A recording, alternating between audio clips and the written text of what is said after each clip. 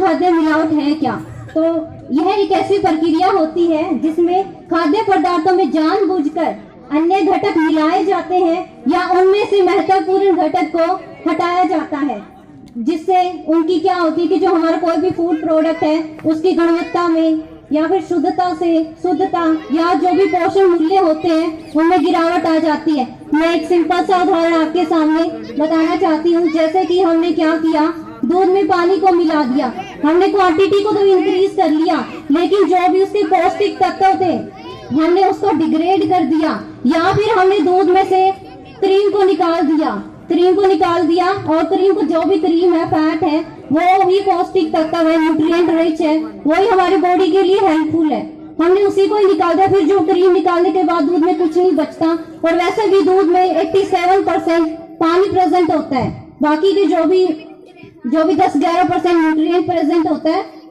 और food adulteration, खाद्य मिलावट के कुछ प्रकार है, मैं आपको बताना चाहती हूँ।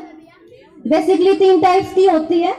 जानबूझकर, एक तो क्या करते हैं कि दुकानदार जानबूझकर मिलावट कर देते हैं, या तो उनमें कोई कंकर मिला दिया या फिर कोई भी ऐसी चीजें मिला दी जो कि सेम हो, हमें दिखाई भी नहीं देती, हमें पता भी नहीं लगता, ताकि वो क्या करे कि वेट को इंक्रीज कर दे या फिर अपना मुनाफा कमा सके। और एक क्या होती है कि आकस्मिक मिलावट, उसमें क्या होती है कि दुकानदारों की लापरवाही की वजह से इस टाइप की मिलावट होती है कि या तो वो दुकानदार क्या करते हैं कि जो भी अनाज है या जो भी कोई भी हमारी फूड कमोडिटी होती है उसको ढंग से स्टोर करके नहीं रखते, उसमें लार्वा या फिर कोई भी माइक्रो ऑर्गेनिज्म की ग्रोथ हो जाती है, और फिर जो भी ग्रोथ हुआ, जो भी उनका अनाज सड़ा या फिर जो भी खराब हुआ, उनको वो फेंकते भी नहीं है, वो चाहते हैं कि उनका नुकसान ना हो, तो वो जो भी हमारा थोड़ा बहुत अनाज खराब होता है उसको अच्छे वाले अनाज में मिक्स करके बेच देते हैं, जिससे हमें ही नुकसान होता है। और तीसरा है कि धातु मिलावट। धातुओं में बेसिकली क्या होता है कि सोडियम, लीड, कैडमियम और टिन जैसी धातुएं मिलाई जाती है, ताकि हमारा जो भी फूड कमोडिटी है, एक तो उनकी सेल्फ लाइफ एक्सटेंड हो जाए, या फिर उनकी जो टेक्सचर एनहांस कर सके, या फिर इनकी क्वालिटी इंप्रूव हो जाए, या फिर इनका जो कलर है वो इनहांस हो सके। एक उदाहरण के जरिए मैं आपको बताना चाहूंगी।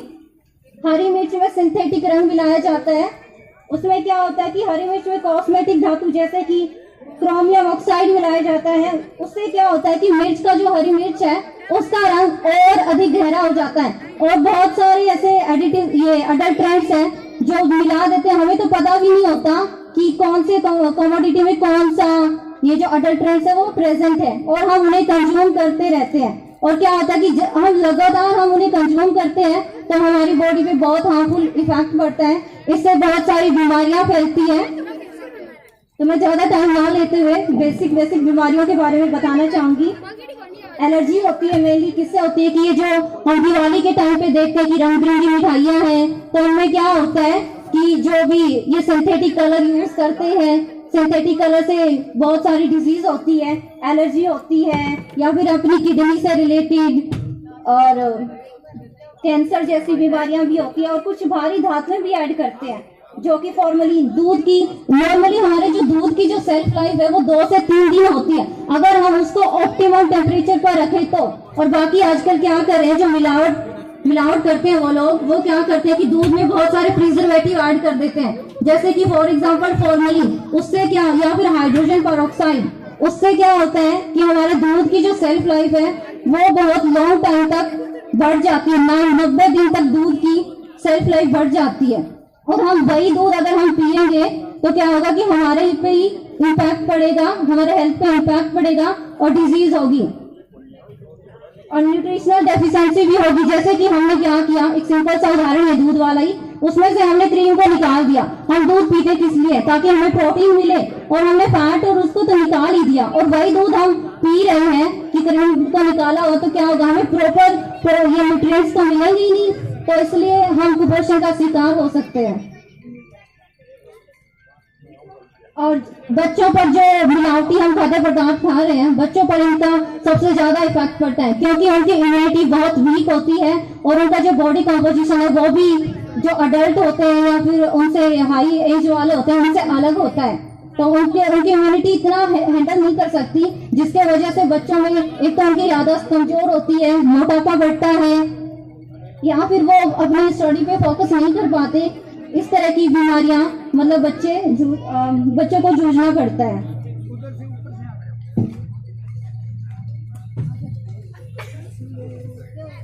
अब हम घर पे कुछ अडल्ट्रेशन के टेस्ट हैं जो हम घर पे ही पता लगा सकते हैं कि हमारी कौन सी कमोडिटी है वो मिलावट है या नहीं। तो सबसे पहले हम चेक करेंगे कि अपने दूध में पानी की मिलावट है या नहीं। इसके लिए हम क्या करेंगे कि 1-2 ड्रॉप हम कोई भी स्लांटिंग सरफेस के ऊपर 1-2 ड्रॉप दूध की डालेंगे और जो भी हमारा प्योर मिल्क होगा वो धीरे धीरे नीचे जाएगा और पीछे उसके एक मार्क रहेगा, मतलब कि वो व्हाइट कलर की लाइन छोड़ेगा। और जो अडल्ट्रेटेड दूध है उसकी जो फ्लो रेट है वो फास्ट होगी विदाउट एनी, मतलब बिना कोई मार्क छोड़े।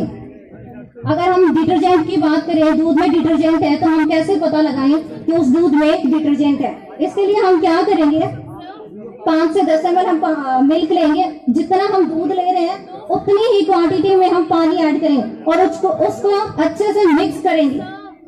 अगर अपना दूध अडल्ट्रेटेड है तो वो बहुत गहरे झाग बनाएगा, अगर प्योर दूध है तो वो गहरा झाग नहीं, बिल्कुल लाइट डेंसर फॉर्म बनाएगा।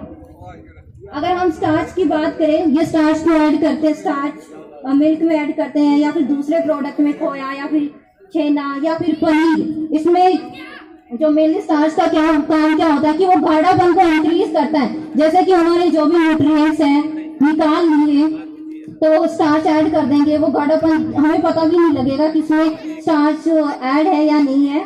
तो इसके लिए हम भी एक टेस्ट परफॉर्म करेंगे।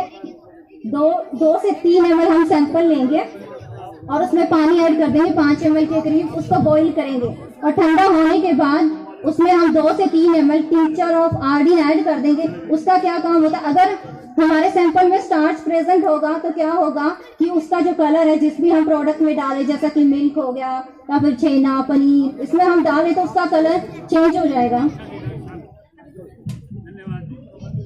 अगर हम बात करें हनी, शहद की बात करें, शहद में क्या होता है कि शुगर डाल देते हैं लोग, तो उसमें क्या करें, इसकी हम कैसे फाइंड आउट करेंगे कि हमारे शहद में शुगर, हमारा जो शहद है वो शुगर से अडल्ट्रेटेड है या नहीं। इसके लिए हम पहले तो पानी का ग्लास ले लेंगे, जो भी ट्रांसपेरेंट ग्लास है उसमें पानी ऐड करेंगे और 1-2 ड्रॉप अपने शहद की डाल देंगे। अगर शहद प्योर है तो वो जो भी हमने ड्रॉप्स डाली है शहद की वो डिस्पर्स नहीं होगी, एज इट इज वैसी ही रहेगी।